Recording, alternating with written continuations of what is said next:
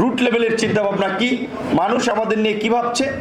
3 নম্বর হচ্ছে যে দলের অর্থনৈতিক সক্ষমতা বৃদ্ধি কিংবা আর্থিক ফান্ড গঠনে এবং আমাদের একটি স্থায়ী কার্যালয় ক্রয়ের আমাদের একটি উদ্যোগ, সেই বিষয়ে আপনাদের মতামত। 3টি বিষয়ে আপনাদের মতামত চাওয়া হয়েছে। পাশাপাশি আপনারা যদি মনে করেন যে এই মিটিংয়ে আরও গুরুত্বপূর্ণ কোনো বিষয় আপনাদের অ্যাড্রেস করা দরকার, আপনারা বলবেন, কিন্তু সময়ের দিকে সবাই একটু খেয়াল রাখবেন। তো আবারও আজকের মিটিংয়ে উপস্থিত যারা হয়েছে কষ্ট করে তাদেরকে ধন্যবাদ জানাই। এই প্রথম পর্বে আমার বক্তৃতার সংক্ষিপ্তভাবে আপনাদের সাথে আমার এই পরিস্থিতিতে আমার ব্যক্তিগত মূল্যায়নটা যদি শেয়ার করি, সেটা হচ্ছে আপনারা লক্ষ্য করছেন যে গণ অভ্যুত্থানের আমাদের বর্ষপূর্তি হতে যাচ্ছে। এই বর্ষপূর্তি উপলক্ষে সরকারের পক্ষ থেকে 36 দিনের কর্মসূচি ডিক্লেয়ার করা হয়েছে। বিভিন্ন রাজনৈতিক দল এবং সংগঠন তাদের পক্ষ থেকে কর্মসূচি পালন করবে। আমরাও জুলাই থেকে শুরু করে 15ই আগস্ট পর্যন্ত 1.5 মাস ব্যাপী আমাদেরও বিভিন্ন ধরনের কর্মসূচি থাকবে। সেই কর্মসূচির একটা রোডম্যাপ আপনাদেরকে দিয়ে দেওয়া হবে। আপনারা জেলা পর্যায়ে, মহানগর এবং বিভিন্ন ইউনিট তাদের সুবিধা মতো সেই সব কর্মসূচিগুলো পালন করবেন। এবং যেই পরিবর্তিত প্রেক্ষাপটে আজকে আমরা এখানে দাঁড়িয়ে আছি, সেই পরিবর্তিত প্রেক্ষাপটের আপনারা অন্যতম অগ্রনায়ক। আপনাদের সংগঠন এই অধিকার পরিষদ, ছাত্র অধিকার পরিষদ, যুব অধিকার পরিষদ, শ্রমিক অধিকার পরিষদ, গণ অধিকার পরিষদের অসংখ্য নেতা কর্মী 2018 সালের এই ছাত্র আন্দোলনের মধ্যে দিয়ে যেই সংগঠনের যাত্রা, সেই থেকে অদ্যাবধি অসংখ্য মানুষের আত্মত্যাগ রয়েছে, তাদের রক্তদান রয়েছে। এবং এই জুলাই গণ অভ্যুত্থানে আপনারা জানেন যে আমাদের প্রায় 14 জন সহযোদ্ধা শহীদ হয়েছে। অল্প সময়ের একটা সংগঠন তাদের সক্রিয় এবং সরব ভূমিকার ফলেই এই গণ অভ্যুত্থানে একটা প্রেক্ষাপট তৈরি হয়েছে। এবং এই গণ অভ্যুত্থানকে এই পর্যায়ে আনার জন্য তাদের আন্দোলন সংগ্রামের পাশাপাশি শেষ পর্যন্ত তাদের অনেককে জীবনও দিতে হয়েছে, সেটা আপনারা জানেন। সুতরাং সেই জায়গা থেকে যেই ফ্যাসিবাদের বিরুদ্ধে আমরা লড়াই করেছি, সংগ্রাম করেছি, ভবিষ্যতে সেই ধরনের ফ্যাসিবাদ যেন এদেশে তৈরি না হয় এবং পতিত ফ্যাসিবাদ যেন এই দেশে পুনর্বাসন না হয়, সেজন্য আমি মনে করি আমাদের দায়িত্ব অন্যান্য রাজনৈতিক দল, নাগরিক সমাজ সহ একটা সোচ্চার ভূমিকা পালন করা। কারণ আপনারা ইতিমধ্যেই শুনতে পাচ্ছেন বিভিন্ন নামে বেনামে দেশি বিদেশি তৎপরতা এবং চাপে আওয়ামী লীগকে বিকল্প নামে রাজনীতি করার একটা সুযোগ দেওয়ার অপচেষ্টা চলছে। গণ অধিকার পরিষদের পরিষ্কার অবস্থান, এই গণহত্যার দায়ের, এই গণহত্যার পরেও, এই মানবতা বিরোধী অপরাধের পরেও আওয়ামী লীগ নামে এদেশে কোনো রাজনৈতিক দল রাজনীতি করার অধিকার রাখে না। আমরা শুধুমাত্র এককভাবে নয়, এই দাবির পক্ষে আরও জনমত গঠন করার জন্য অপরাপর রাজনৈতিক দল সংগঠনের সাথে কেন্দ্রীয় পর্যায় থেকে আমরা আলাপ আলোচনা চালাচ্ছি। জেলা পর্যায় থেকে আপনারা অন্তত এই ফ্যাসিবাদের প্রশ্নে যারা একটা আপোষহীন ভূমিকা, ঐক্যবদ্ধ ভূমিকা পালন করতে পারেন, অপরাপর সংগঠন এবং দলের সাথেও গত 16 বছরে তাদের যে বিভৎসতা, তাদের যে নির্মমতা, সেগুলো আলোচনা করবেন। এই জুলাই গণ অভ্যুত্থানের বিভিন্ন প্রোগ্রামের মধ্যে দিয়ে আলোচনা সভা, আলোকচিত্র প্রদর্শনী, বিভিন্ন ধরনের ঘটনা সামনে এনে মানুষকে আরেকটু স্মরণ করিয়ে দিবেন যে গত 1 বছর আগে এই ফ্যাসিবাদের হাত থেকে কিন্তু এদেশের মানুষ মুক্তি পেয়েছে। সেই ফ্যাসিবাদের অবশ্যই সাথে যারা জড়িত ছিল তাদের একটা স্বচ্ছ বিচার, স্বাধীন একটা বিচার আমরা প্রত্যাশা করি। সরকার সেই লক্ষ্যে কাজ করছে। বিচার অল্প সময়ের মধ্যে সম্ভব না, বিচার একটা প্রক্রিয়া আছে। আপনারা শুনেছেন যে লন্ডনে বাংলাদেশের একটি প্রধান রাজনৈতিক দল তার প্রধানের সাথে মিটিংয়ে প্রধান উপদেষ্টা কিন্তু পরিষ্কারভাবেই বলেছে যে বিচার এবং সংস্কারকে যদি এগিয়ে আনা যায় কিংবা কাঙ্ক্ষিত অগ্রগতি হয়, তবেই ফেব্রুয়ারিতে নির্বাচন হতে পারে। নির্বাচন ফেব্রুয়ারিতে হোক, ডিসেম্বরে হোক কিংবা এপ্রিলে হোক, নির্বাচন নিয়ে আমি মনে করি এই বিপ্লবীদের এই গণ অভ্যুত্থানের অংশীজন হিসেবে গণ অধিকারের এখনই মাথা ব্যথা থাকা উচিত নয়। আমরা পরিষ্কারভাবেই মনে করি নির্বাচনের আগে এই বিচারের কার্যকর অগ্রগতি এবং আমরা যেই পরিবর্তনের জন্য লড়াই করেছি সেই পরিবর্তনের জন্য সংস্কার এবং বিচারের দিকেই আমাদের সবচেয়ে বেশি গুরুত্ব আরোপ করা দরকার, আমাদের জোরালো অবস্থান থাকা দরকার। তাই পরিষ্কারভাবেই আমরা আপনাদেরও মতামত জানতে চাই যে এই সমস্ত বিষয়ে আপনাদের মতামতটা কি, যেই কারণেই কিন্তু আপনাদেরকে এইখানে আজকে ডাকা হয়েছে। আপনারা ইতিমধ্যেই লক্ষ্য করছেন জাতীয় ঐক্যমত্য কমিশনের আলোচনায় আপনার রাষ্ট্র সংস্কারের বিভিন্ন গুরুত্বপূর্ণ বিষয় নিয়ে আলোচনা হচ্ছে। সেখানে বেশিরভাগ রাজনৈতিক দল একমত যে আজকে শেখ হাসিনা একাধিকবার টানা ক্ষমতায় থেকে দেশকে স্বৈরতন্ত্রের দিকে নিয়ে গেছে। ভবিষ্যতে যেন শেখ হাসিনার মতো কোনো স্বৈর শাসক তৈরি না হয়, সেজন্য 2 মেয়াদ কিংবা 10 বছরের বেশি কেউ প্রধানমন্ত্রী থাকতে পারবে না। ক্ষমতার ভারসাম্য আনয়নের জন্য জাতীয় সাংবিধানিক পরিষদ বা ন্যাশনাল কনস্টিটিউশনাল কাউন্সিল বা এনসিসি গঠনের একটি আলোচনা চলেছিল। সেটি বাংলাদেশের একটি প্রধান রাজনৈতিক দলের আপত্তির কারণে নির্বাচন কমিশন সরে এসেছে। এনসিসির আপনার ঐক্যমত্য কমিশন সরে এসেছে।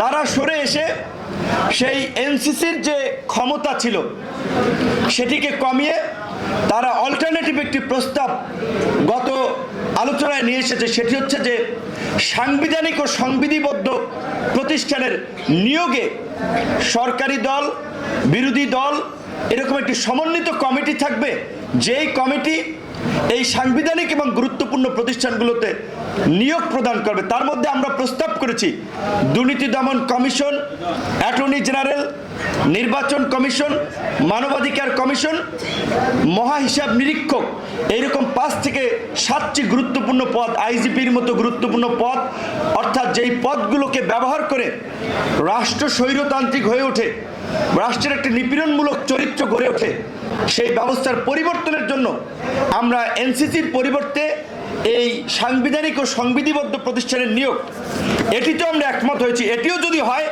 ক্ষমতার ভারসাম্য এবং আমরা যে দীর্ঘদিন ধরে বেশ কিছু রাষ্ট্রীয় প্রতিষ্ঠান গড়ে তোলার জন্য, প্রতিষ্ঠানগুলোর স্বাধীনতা এবং স্বকীয়তা নিশ্চিত করার জন্য আন্দোলন করেছি, কথা বলছি, সেটিও আমি মনে করি একটি লক্ষ্যে আমরা পৌঁছাতে পারবো।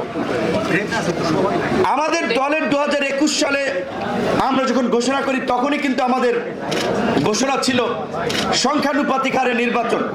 আপনি ইতিমধ্যেই লক্ষ্য করেছেন আপনার কয়েকটি দল ব্যতীত বেশিরভাগ দল আনুপাতিক হারে নির্বাচনে একমত। আনুপাতিক হারে নির্বাচন হলে কি আপনারা জানেন, যেই দল যত পার্সেন্ট ভোট পাবে সংসদে তাদের তত পার্সেন্ট প্রতিনিধিত্ব থাকবে। অর্থাৎ ধরেন কোনো বড় দল যদি 40% ভোট পায়, বাংলাদেশের যদি বিদ্যমান 300 আসন থাকে, সেই দলের 120 জন সংসদ সদস্য থাকবে। কোন দল যদি 5% ভোট পায়, তার দলের 15 জন সংসদ সদস্য থাকবে। এটি অত্যন্ত একটি উত্তম প্রক্রিয়া, কিন্তু একটি প্রধান রাজনৈতিক দলের বিরোধিতার কারণে এই জাতীয় ঐক্যমত্য কমিশন সেই দিকে যেতে চাচ্ছে না। তো এখন দেখা যাচ্ছে যে প্রধান সংস্কারগুলোতে কোন রাজনৈতিক দলের আপত্তিকে বিবেচনায় রেখে এই গণ অভ্যুত্থান এবং জন আকাঙ্ক্ষার পরিবর্তনকে জাতীয় ঐক্যমত্য কমিশন পাশ কাটিয়ে যাচ্ছে। তাই গণ অধিকার পরিষদের পক্ষ থেকেই আপনাদের এই মতামত, আপনাদের যদি সংস্কারের প্রশ্নে জোরালো অবস্থান থাকে, বিভিন্ন রাজনৈতিক দল ইতিমধ্যেই ঢাকায় যে সমাবেশ করে তাদের এই পরিবর্তন এবং সংস্কারের পক্ষে জনমত জানান দিচ্ছে, প্রয়োজনে আমরাও সমাবেশের মাধ্যমে আমাদের এই সমর্থন এই সরকার তথা জাতীয় ঐক্যমত্য কমিশনকে আমরাও জানান দেব। কারণ আমরা মনে করি আজকে বাংলাদেশের গত 5 দশকের মধ্যে এই রকমের প্রেক্ষাপট আমরা পাই নাই। সুতরাং এই রকমের একটি প্রেক্ষাপট পেয়েও যদি আমরা পরিবর্তন করতে না পারি, তাহলে এই জাতির কপালে ভবিষ্যতে দুঃখ আছে, দুর্দশা আছে। কাজেই আমরা আর নতুন কোনো অন্ধকার যুগে প্রবেশ করতে চাই না। অনেক রক্ত দিয়েছি, অনেক ত্যাগ স্বীকার করেছে দেশের মানুষ। আমরা এই গণ অভ্যুত্থানের মাধ্যমেই আমরা নতুন পরিবর্তিত বাংলাদেশ গড়ে তুলতে চাই। আমরা পরিষ্কারভাবেই বলেছি, আজকে আগামীতে আমরা যে একটি অবাধ, সুষ্ঠু, নিরপেক্ষ নির্বাচনের প্রত্যাশা করছি, যেখানে সকল মানুষ তাদের ভোটের অধিকার প্রয়োগের মাধ্যমে তাদের পছন্দের জনপ্রতিনিধি বাছাই করবে, নির্বাচনে প্রার্থীরা ক্যাম্পেইন করবে, গণসংযোগ প্রচারণা চালাবে। তার জন্য নির্বাচনের পূর্বে অবশ্যই একটি লেভেল প্লেইং ফিল্ড এবং নির্বাচনের পরিবেশ তৈরি করতে হবে। কিন্তু আমরা লক্ষ্য করছি, আপনারাও নিশ্চয়ই আমাদের চেয়ে ভালো লক্ষ্য করছেন, কারণ আপনারা তৃণমূলে কাজ করছেন। আপনারা জেলার ডিসিএসপি, ইউনো ওসি থেকে শুরু করে তৃণমূল পর্যন্ত কাজ করছেন। ইউনো সাহেবের ব্যবহার কি, ওসির ভূমিকা কি, ডিসির ভূমিকা কি, এসপির ভূমিকা কি, এইগুলা যারা প্রশাসনের কাছে গিয়েছেন, আপনারা মিটিংগুলোতে অংশ নিচ্ছেন, আপনারা তুলে ধরবেন। কারণ তার মাধ্যমে আমরা বুঝতে চাই আমরা কি আগামী নির্বাচনের জন্য একটি নিরপেক্ষ প্রশাসন পাচ্ছি কিনা, নাকি আগের মতো একটি দলদাস প্রশাসন পাচ্ছি, যে যারা দেখা যাবে নির্বাচনের আগে মনে করতেছে ওই দল ক্ষমতা আসতেছে, আগের রাতে 18 সালের নির্বাচনের মতো ব্যালট বাক্স অর্ধেক ভরে রাখবে। পরিস্থিতি হতে পারে, কারণ প্রশাসন তাদের আখের গোছানোর জন্য, প্রমোশন পদোন্নতির জন্য তারা মনে করছে ওই দল ক্ষমতা আসতেছে, তাদের সাথে আগেই লাইন লাগাচ্ছে। তাহলে প্রশাসনের যদি এই চরিত্র থাকে, তাহলে তো আগামীতে আমরা যে এই কাঙ্ক্ষিত নির্বাচন চাই সেটি সম্ভব হবে না। তবে সরকার এই বিষয়ে শক্ত অবস্থানে আছে। প্রধান উপদেষ্টা পরিষ্কারভাবে বলেছে, আমি বাংলাদেশের ইতিহাসে একটি ভালো নির্বাচন দিতে চাই। ভালো নির্বাচনের জন্য আপনারা আমাকে সহযোগিতা করেন। রাজনৈতিক দলগুলোকে বলেছে, প্রশাসন এখন যারা আমাদের কথা শুনছে না, আমাদের চেয়ে যারা কোনো দলের এজেন্ডা বাস্তবায়নে কাজ করছে, তাদের বিরুদ্ধে আমরা ব্যবস্থা নেব। সরকারও এই কথা বলেছে। অবশ্যই আমরা মনে করি এখন তো কোনো রাজনৈতিক সরকার নাই, তাহলে প্রশাসন দেখবেন কিছু কিছু ক্ষেত্রে মনে হচ্ছে প্রোটোকল দিচ্ছে, যে অমুক দলের নেতা আসছে না জানি এমপি আসছে, অমুক দলের নেতা আসছে না জানি মন্ত্রী আসছে। এই অন্তর্বর্তীকালীন সরকারের সময় যদি প্রশাসনের এরকমের ভূমিকা থাকে, সেটি গণ অভ্যুত্থানের আকাঙ্ক্ষা এবং স্পিরিটের বিপরীত। আমরা প্রশাসনকে পরিষ্কারভাবে বলতে চাই, এই পরিবর্তনে আপনারা অংশীদার হন। আপনারা সরকারি চাকরিতে যারা ঢুকেছেন, চাকরিতে ঢোকা থেকে শুরু করে অবসর গ্রহণের আগ পর্যন্ত আপনি চাকরি করবেন। সরকার আসবে যাবে, ক্ষমতার পালা বদল হবে, আপনি তো চাকরি করবেন। সুতরাং আপনারা এখন অন্তত একটু মেরুদণ্ড উঁচু করে দাঁড়ান। আজকে ডিসি নিয়োগকে কেন্দ্র করে সে সময় অনেক বিতর্ক হয়েছে। 64 জেলার ডিসি লেভেলে অনেকেই বিতর্কিত হয়েছেন, তাদের কর্মকাণ্ড আপনারা দেখেছেন। এখন পর্যন্ত বিতর্কিত ডিসিদের বিষয়ে খুব বেশি কার্যকর ভূমিকা নেওয়া হয় নাই। আশা করি সরকার এই বিষয়ে পদক্ষেপ নেবে। নির্বাচনের আগে প্রয়োজনে দফায় দফায় ডিসি, এসপি, ওসি, ইউনো তাদের আমলনামা গোয়েন্দা সংস্থার মাধ্যমে নেওয়া হোক, যারা নিরপেক্ষভাবে কাজ করছে, নির্বাচনকালীন সময় যেন তারা মাঠে থাকতে পারে। আপনাদের এলাকায় যদি এই ধরনের মনে হয় পক্ষপাত দুষ্ট, দলকানা, পরিষ্কারভাবে আপনি জেলা কমিটির হন, উপজেলা কমিটির হন, আমাদের কেন্দ্রে দরকার নাই, সরাসরি আপনারা জনপ্রশাসন মন্ত্রণালয়ের দায়িত্বে আছে। আপনারা জানেন প্রশাসনের পদোন্নতি এবং পদায়ন সংক্রান্ত একটা কমিটি আছে। সেই কমিটির সভাপতি সালেউদ্দিন সাহেব, সেই কমিটির সদস্য সচিব আছে, আরও সদস্য আছে।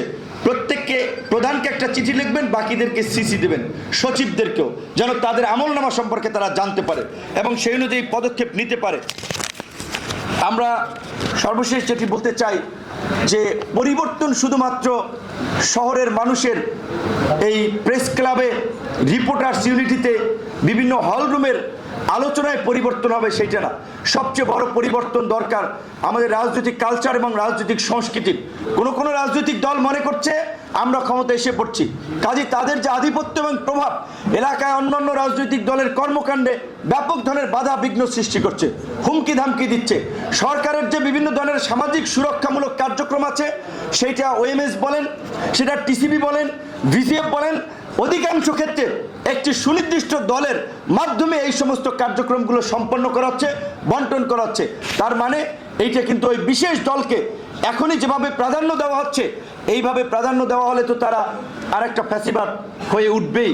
সুতরাং সেই জায়গাতে আমাদের পরিষ্কার কথা, এখন যেহেতু কোনো নির্বাচিত সরকার নাই, নির্বাচিত স্থানীয় জনপ্রতিনিধি নাই, প্রত্যেক প্রত্যেকটি জেলা উপজেলায় সকল ক্রিয়াশীল রাজনৈতিক দল তাদের নেতৃবৃন্দের সাথে আলাপ আলোচনা করেই স্থানীয় প্রশাসনকে কাজ করতে হবে। কোনো বিশেষ দলকে মাথায় তোলার এই প্রবণতা বাদ দিতে হবে। আপনাদেরকে এই জন্যই আমরা আজকের এই মত বিনিময়, যে আপনারা জানেন বাংলাদেশে এই যাবৎকাল আপনার 40-42% ভোটের বেশি কোনো রাজনৈতিক দল সরকার গঠনের জন্য পায় নাই। তাহলে আমরা যদি আনুপাতিক হারে নির্বাচন করি তাহলে দেখা যাবে কোনো একক দল সরকার গঠন করতে পারবে না। যে একক দল সরকার গঠন করেই স্বৈরাচারী হয়ে ওঠে, পার্লামেন্টে গিয়ে ইচ্ছে মতো তাদের আইন বানানো, আপনার গণবিরোধী কর্মকাণ্ড করা, রাষ্ট্রযন্ত্রকে নিয়ন্ত্রণ করা। সেই জন্য এই আনুপাতিক নির্বাচনের কথা আমরা বলেছিলাম। এখনকার যে আলোচনাটা হচ্ছে, অন্তত তারা দুটো কক্ষের একটি কক্ষে আনুপাতিক হারে নির্বাচন করতে চাচ্ছে। তাহলে ধরেন একটা কক্ষেও যদি, উচ্চ কক্ষেও যদি আনুপাতিক হারে প্রতিনিধিত্ব নিশ্চিত হয়, তাহলে আপনাদের দল সারা দেশে মিলাইয়ে যদি আপনার ধরেন হচ্ছে 5% ভোট পায়, তাহলেও 5 জন উচ্চকক্ষে আপনাদের প্রতিনিধিত্ব থাকবে।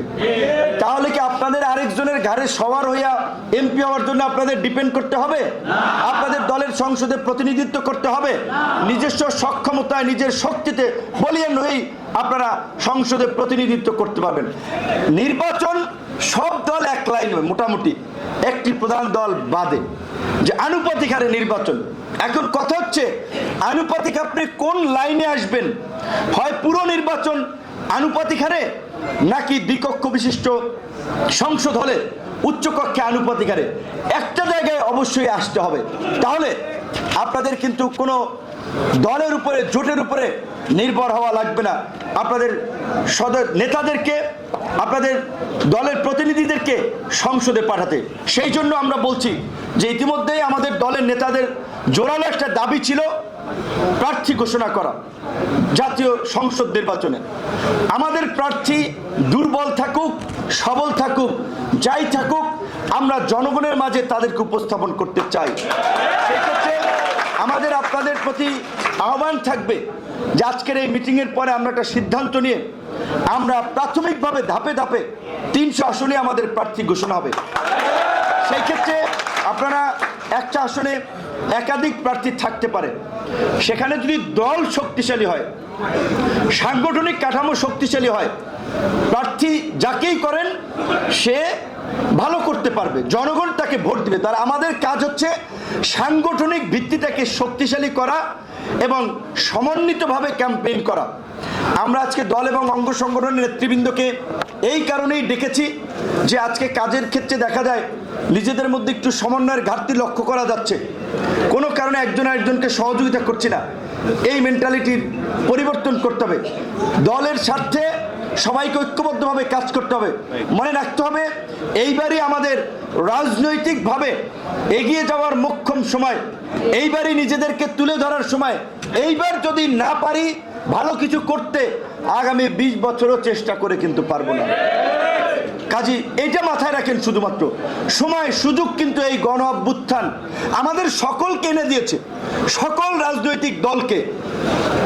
কাজী আমরা যদি সুযোগ পেয়ে হাতছাড়া করি তাহলে কিন্তু পরবর্তীতে সৃষ্টিকর্তার দোষ দিয়ে লাভ হবে না যে আমার ভাগ্যে ছিল না। চেষ্টা করতে হবে। দোয়া, পরিশ্রমের মাধ্যমে ভাগ্যের পরিবর্তন হয়। আপনি মানুষের দোয়া নেন, পরিশ্রম করেন, চেষ্টা করেন। আমরা শুধুমাত্র জাতীয় নির্বাচনে নয়, এখন থেকে আমরা যেই জেলায়, উপজেলায়, বিভাগে সমাবেশ করব, সেখানকার স্থানীয় জনপ্রতিনিধিদেরকে আমরা মঞ্চে পরিচয় করিয়ে দেব। কারণ আপনারা ইতিমধ্যে লক্ষ্য করেছেন জাতীয় নির্বাচন আগে স্থানীয় নির্বাচনের পক্ষে একটা ব্যাপক জনমত তৈরি হয়েছে এবং আমরাও মনে করি, আমি ব্যক্তিগতভাবে, যে জাতীয় নির্বাচনের আগেই স্থানীয় নির্বাচনটা হওয়া দরকার। কারণ এখন এই প্রশাসন রাতে ব্যালট বাক্স ভরে না দিনের বেলায় বিরোধী দল ধরেন ভিন্ন মতের লোকজনকে কেন্দ্র ছাড়া করে নির্দিষ্ট দলের লোকের পক্ষে সিল মারে, সেটা তো আমরা বুঝতেছি না। স্থানীয় নির্বাচন হলে অন্তত এটা একটা বোঝা যেত। সেই কারণে আমরা বলেছিলাম যে স্থানীয় নির্বাচনের সকল পর্যায়ের নির্বাচন না হলে অন্তত সিটি কর্পোরেশন, পৌরসভা বা উপজেলার অন্তত নির্বাচনগুলো হতে পারত।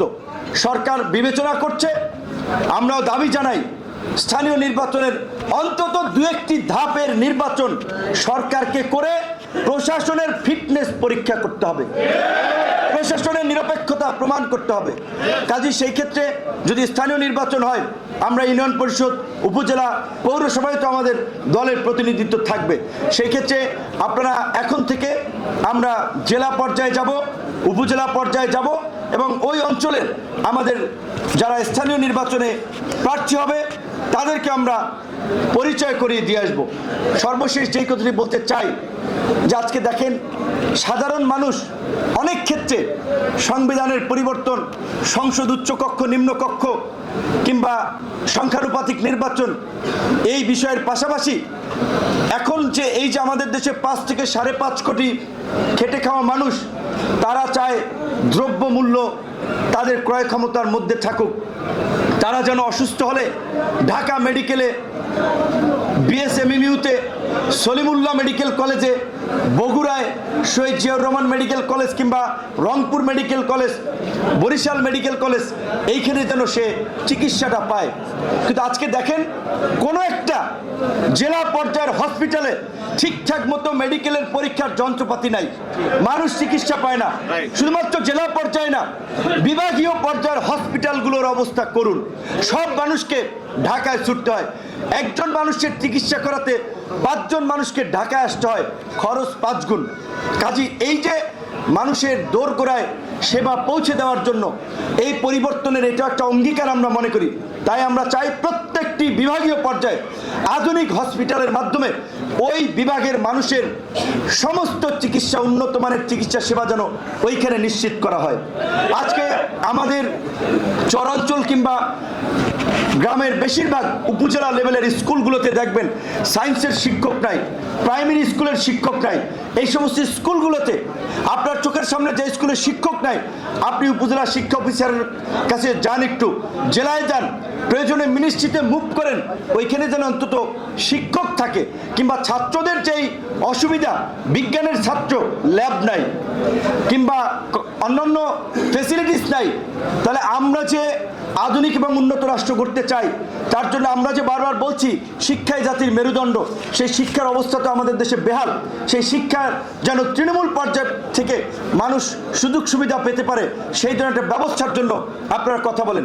সরকারি অফিস আদালতে এখনো ঘুষ দুর্নীতি বন্ধ হয় নাই, এই ঘুষ দুর্নীতির বিরুদ্ধে আপনারা লড়াই করেন। ভারতে, দিল্লিতে আপনারা জানেন কেজরিওয়াল, আন্না হাজারে দুর্নীতির বিরুদ্ধে লড়াই করে ভারতের রাজধানী বলা চলে সেই দিল্লির মসনদ দখল করেছে মানুষের জনসমর্থন নিয়ে, শুধুমাত্র দুর্নীতি বিরোধী লড়াই সংগ্রাম করে। পশ্চিমবঙ্গের মমতা আপনারা জানেন এই গতানুগতিক বা কনভেনশনাল রাজনীতির বিপরীতে লড়াই করে নিজেকে উপস্থাপন করেছেন। আজকে বাংলাদেশে যে আমরা 2021 সালে বলেছি, এখন বলছি না, দ্বিদলীয় দুর্বৃত্তায়িত রাজনীতি বাংলাদেশের সমাজকে এতটা বিভক্ত করেছে, সমাজের মধ্যে এতটা অসহিষ্ণুতা ছড়াচ্ছে।